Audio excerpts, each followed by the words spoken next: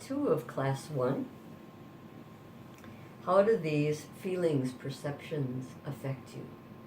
How do they color your world? We, as a human race, and just as a group of 20 listening to this class, if we can shift our attitude toward this interconnectedness and be more and more and more aware, instead of brushing it away. I don't want to know that what I do affects other people. I just want to be able to drive to town. I don't want to carpool. I don't want to, it's like we just sort of brush aside the little things that will make such a big difference. And if we do change and shift our attitude towards seeing interconnectedness and knowing that we have a place in this world, that we are responsible for our actions. Remember, actions matter. Intellectually, this is such a good step. What we need to do is to take that next step, that crucial step of keeping our intent, the intent of knowing, the intent of awareness of interdependence in ourselves, and feel its aliveness. Then we can profoundly reorient ourselves toward others. We will understand that it's insane to feel separated from them. It's like insanity. It's completely blocking the truth. Acting in ways that reflect our interawareness of interconnectedness, interdependence, will be what will promote global harmony. What would be an example of an action? This is another question. What would be an example of an action you engage in that you are aware considers the well-being of others? What is something you do? What is something you do? Show that you have this awareness of others. And how can that awareness grow? What can you do?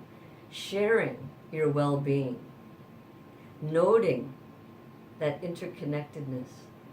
So why is it I'm going on and on about interdependence, interconnectedness? Why is that so important?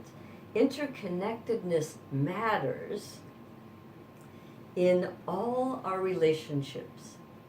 It matters in every relationship we have. So the first awareness that we sort of highlighted at the beginning of class, why does interdependence matter? It matters because that awareness makes it so visible that we have the ability to change.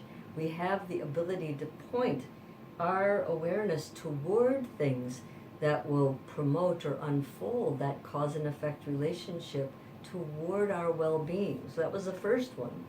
So it matters in every relationship, and it is a force, like an energy in our life, like gravity. It is a force, it's an energy in our life.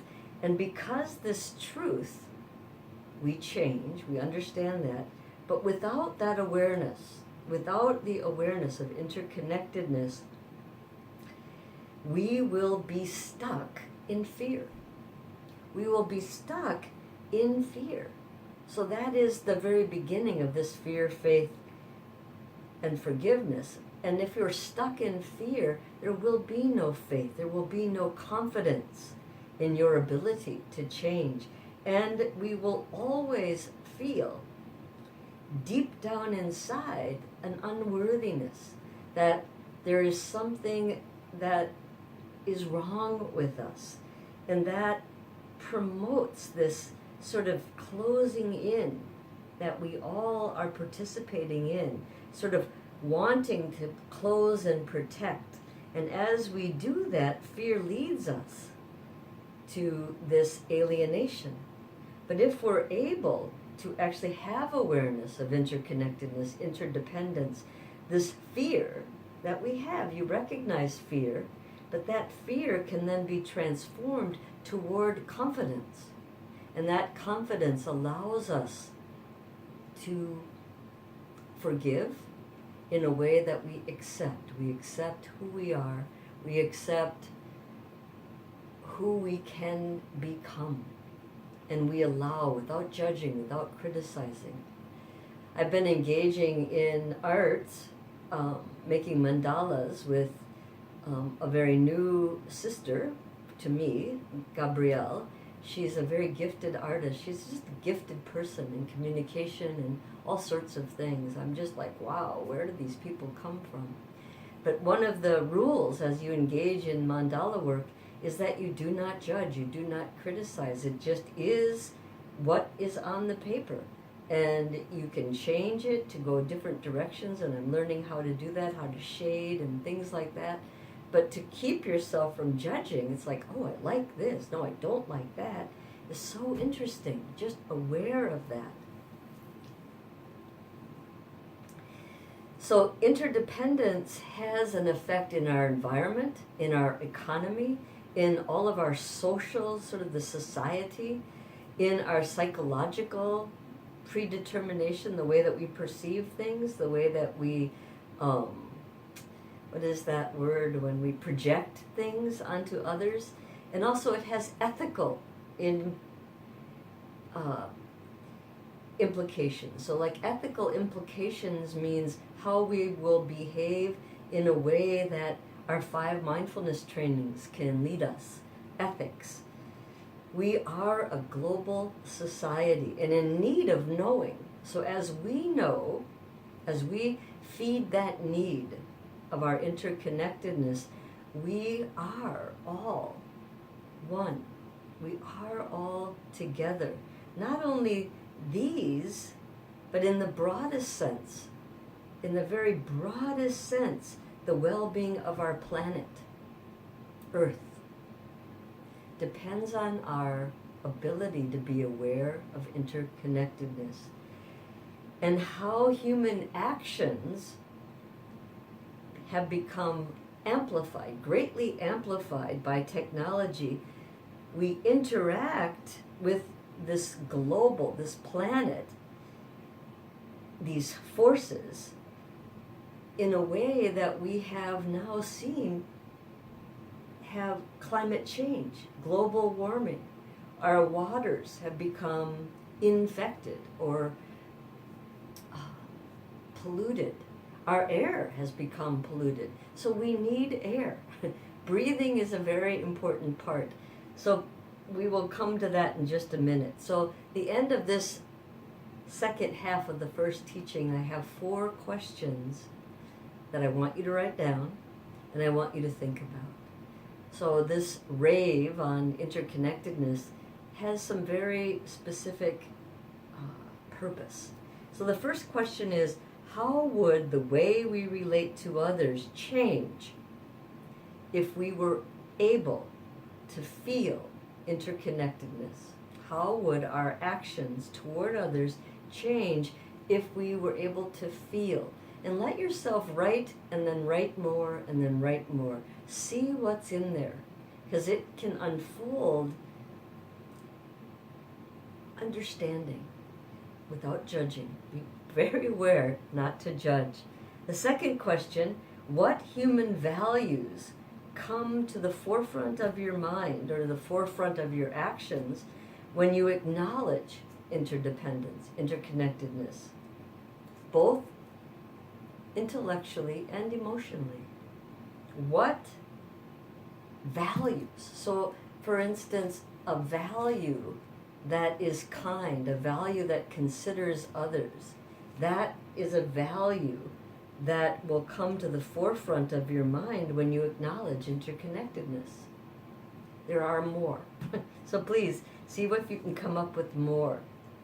The third question is, what would a global society that embraces independence, what would a global society that embraces interdependence look like?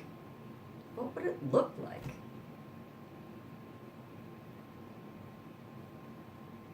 How would it encourage instead of punitive awareness toward people who act in ways that may be incongruous, how would it look? What would it look like? What would justice look like? And then finally, what can we ourselves do to help create that society? That's a very important question, and you know the answers, and the answer will come to you. What can you do? What can you yourself do that will lead to it? And then lastly, this video will end with a question. Please begin to question the part of you that thinks it owns something, that truly believes that something is yours, or how you grasp my husband, my wife, my house, my car. And we have become so familiar with this, it might just be, well, that's just a label, Choden. It's much deeper than that. We believe we own something. And by that belief, we completely alienate ourselves from the understanding of interconnectedness. So I want you to begin questioning in this week, questioning that part of you that owns, and see if you can back it up to see some sort of interconnection, and you will be surprised at the experience, the feeling. There's a feeling of owning, and then there's a feeling of interconnectedness to that same thing, your vehicle, your partner. And as you do that, what happens is you will start letting go of control, letting go of grasping, and you're opening to this experience of interconnectedness. And that experience is what you may find something that you are looking for and seeking in grasping, but it doesn't exist. It exists in the awareness of interdependence. We dedicate this first class to others. May we all understand and act as a global society. Thank you, friends.